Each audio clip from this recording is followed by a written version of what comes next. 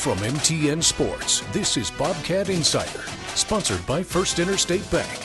Welcome to Week 6. It's the Bobcat Insider. I'm Keaton Glockley alongside Grace Lawrence. Northern Colorado is coming to town for the first home Big Sky game of the year. We've got wide receiver Lonyatta Alexander Jr. in town to talk some style and football. And of course, Brent Vigen joins us today, and he'll talk about a couple of things, including Scottrey Humphrey, who was an angry, dominant man this weekend. That is the perfect way to describe his game. I mean, he basically ran over that Idaho State defense for a couple of those touchdowns. It was really a lot of fun to watch with his fire and Adam Jones' ice in this game. And the other big key piece to this game was the performance of the defensive backs. Yeah, I mean, specifically Rylan Orr, he's the leader on that defense along with Danny and Brody, and he talked after that Mercyhurst game about wanting more production, wanting more interceptions from his secondary, and he led that charge. And that wasn't big, as well as the special teams. Taco Dowler, Brendan Hall, they have been a big key contributor so far this year. Completely. I mean, when your PBR unit is that good, it really it can change a game. Now, a lot of fun to watch, and we'll see if the Bobcats can take care of business against an 0-5 Northern Colorado team that does have a higher ceiling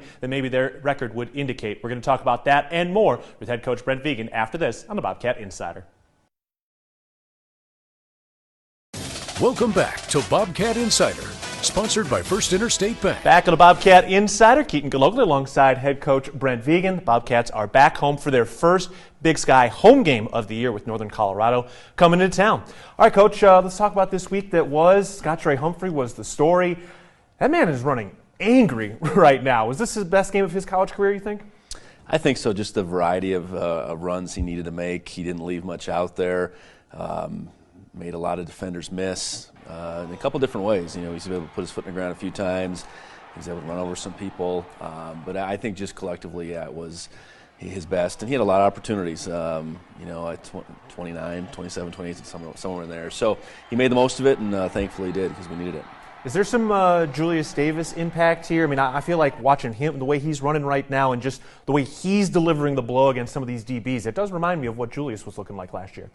Yeah, I think they each have their own style, but you know, Scottrey is young and you know, impressionable certainly, and you know, seeing how Julius would attack defenders in open space, I'm sure he took note of it and you know, made it his own style, I guess. So yeah, he's doing a better job in open space of making it hard for the guys to tackle him. You know, generally speaking, his mode was to just run fast and run hard and run over people last year, and now he's added some elements to his open field game. It must be pretty impressive and fun to watch as a coach, too, where, you know, you got a guy who was a true freshman last year and a kid who's had some big runs already and has had a lot of success, but is clearly still getting better. You must have a lot of competitive fire in there for that.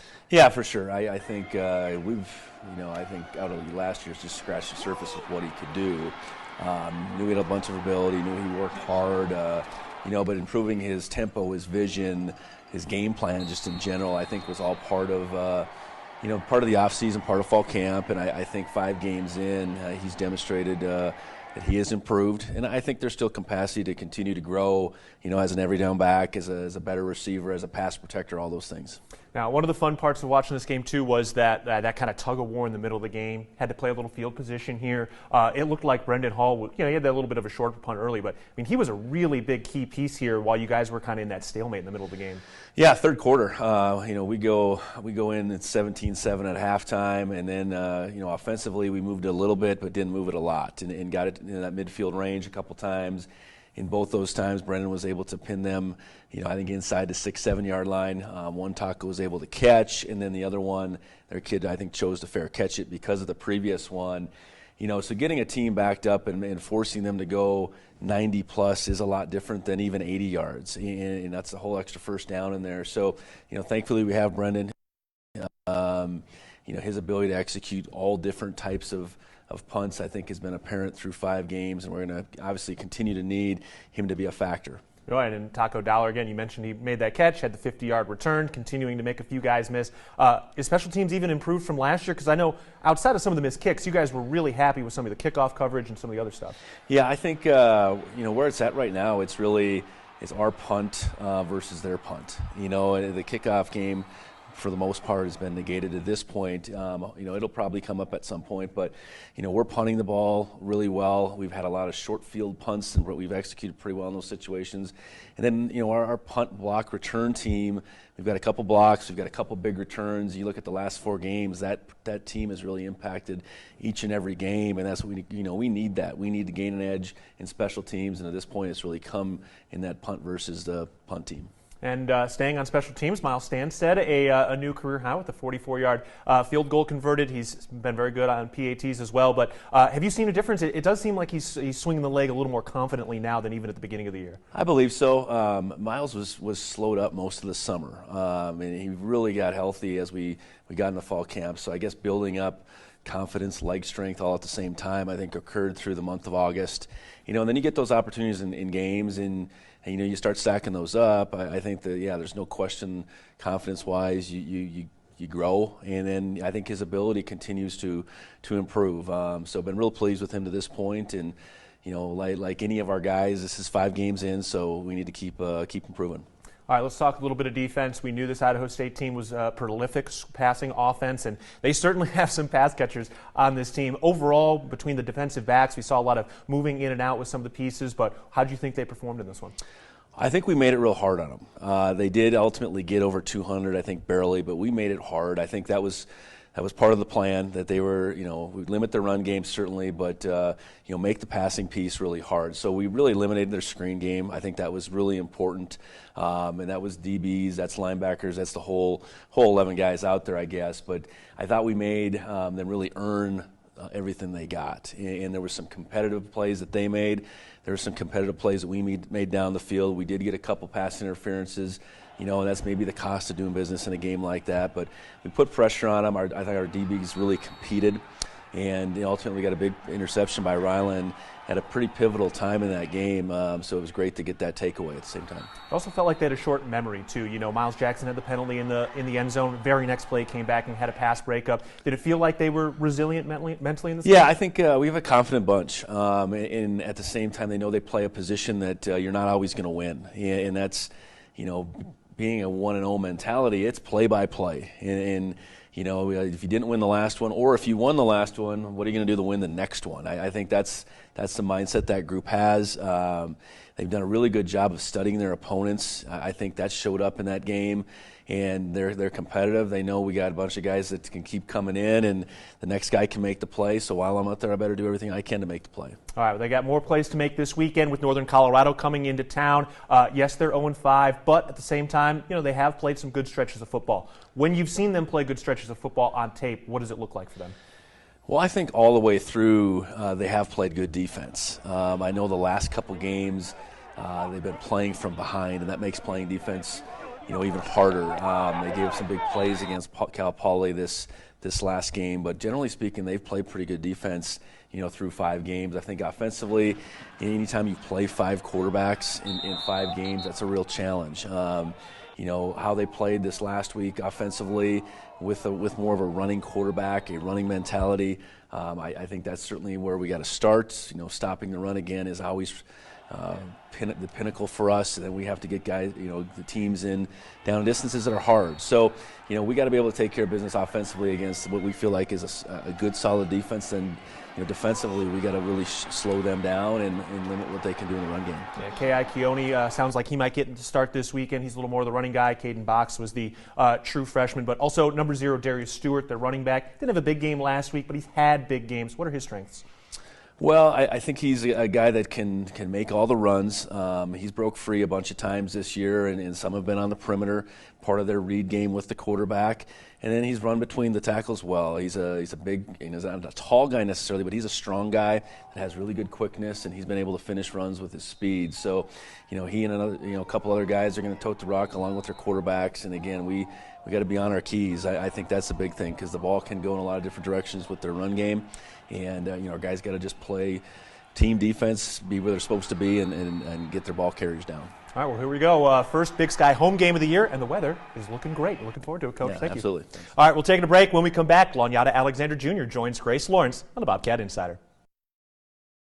Welcome back to Bobcat Insider, sponsored by First Interstate Bank. Back in the Bobcat Insider, Keaton Glogly with Grace Lawrence. Before we talk to Lonyatta Alexander Jr., let's talk another pass catcher. Rohan Jones had one of the key plays in this game to open up the fourth quarter. A 70-yard touchdown. Tommy Malot's longest throwing touchdown of his career. I mean, it was so clear, is Rohan's speed. I mean, when they talked about him being able to replace Derek and Trey, and his versatility is there to replace those two guys, but I mean, his speed is a different level than this team has really seen in the past few years. Yeah, you could see him. He was pulling away from the defensive backs on the final 20 yards of that run. Now, he made the catch from Tommy Malott. We kind of talked last week what was going to look like with some of the reins taken off for him, and we did get a bit of an answer this weekend. Yeah, Vigen intentionally said in the press conference last week that they intentionally held Tommy Malott to under 25 carries through the non-conference, which we kind of expected going into this. You know, there's no Sean Chambers anymore. It's just Tommy. He's got to stay healthy, and that's due in part to him being able to use his arm a bit more than his legs, which Vigen mentioned. And we got to see Tommy really take off, even though his best run didn't count because of a holding penalty. We got to see a little bit of a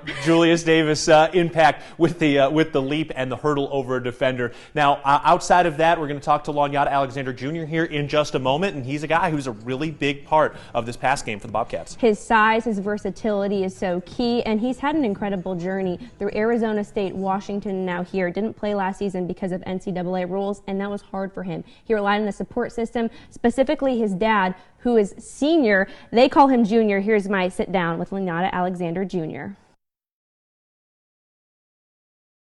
Welcome back to Bobcat Insider, sponsored by First Interstate Bank. Welcome back into the Bobcat Insider. Grace Lawrence here at Junior Alexander. Thanks for joining me today. Of course. So your team, 5-0, 1-0 in Big Sky play. How do you feel like the season's been going so far? I think it's been going great, honestly. Just with the preparations throughout the weeks, getting ready for our opponents. I think our coaches have done an amazing job, and I think our leaders on the team have led us into the right direction on the field. Yeah, who are some of those leaders? Tommy Malott, we got Rylan Ort, Marcus Weir, Brody Grebe, those guys kind of senior heavy in our leadership role. And you also got Ty McCullough, who's also in our receiver room. But they've just been doing a great job. You know, it's when you talk about a player-led team, you know, we're one of the teams that are talked about most when it comes to that. Yeah, let's flash back to week 0 against New Mexico, and specifically the 2-minute drill where you shined. Take me back to that final 2-minute stretch of that game. Yeah, I mean, even before that game, the preparation that came with that moment that led to us winning in that last minute of that game, it all comes to our coaches and our leaderships with our players on the team. Coach Vigen, we've repped 2-minute drill throughout fall camp, spring ball, you know, multiple times, and it takes repetition in order to execute in games. And when that 2-minute drill hit in week 0, we kind of knew that we needed to get the job done. And Tommy driving us down the field and tying us and the running backs and really the whole offense in general just clicking. It was amazing to see. Yeah, Tommy obviously shined in that 2-minute drill as well, but we heard a lot about his composure and how it kind of seeped through the whole team in that game and since then. How do you describe his leadership quality for your offense? It's amazing. He's very vocal on the field, but just watching him and see how used to what's the word I'm trying to find? Just being composed in general, just being relaxed. It kind of helps everybody in the offense, making sure the offense knows what they're doing, the line knows what they're doing, the running backs, just making sure we're all on the same page. It's amazing to see him, keep us level-headed on the field. Yeah, you know, talking about your journey, I know it was a very tough year last year when you had to sit out with the NCAA ruling, but to come back that week 0 game, have that be your first game as a Bobcat and shine the way you did, what did that do for your confidence? Honestly, I think it boosted my confidence. I had a lot of coaches in my ear, a lot of players in my ear, just, motivating me, trying to keep me level-headed because of how big the moment was coming back from week 0.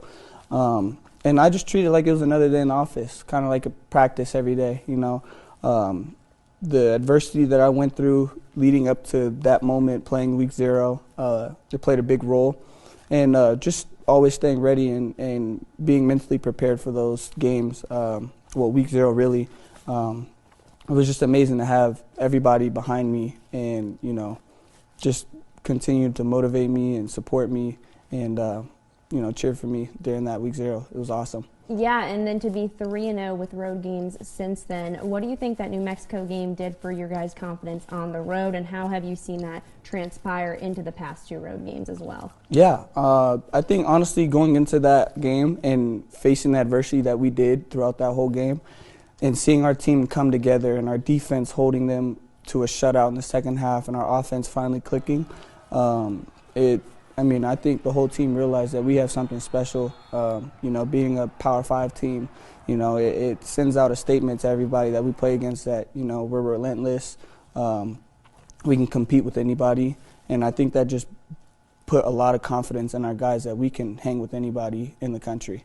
Yeah, reflecting back on last year, how do you overcome a situation that's so out of your control? Well, I won't take all of the credit. Most of the credit goes to my father, Lonyatta Sr., my coach, Coach Udi, Coach Vigen, and then our sports therapist, John Shirkey. Those are my resources that really helped me throughout last year not being able to play. When I found out that I couldn't play, it was very hard for me mentally. I honestly was ready to, quit ball and everything and, just focus on myself, focus on my family back home, maybe move back home. That was the thought.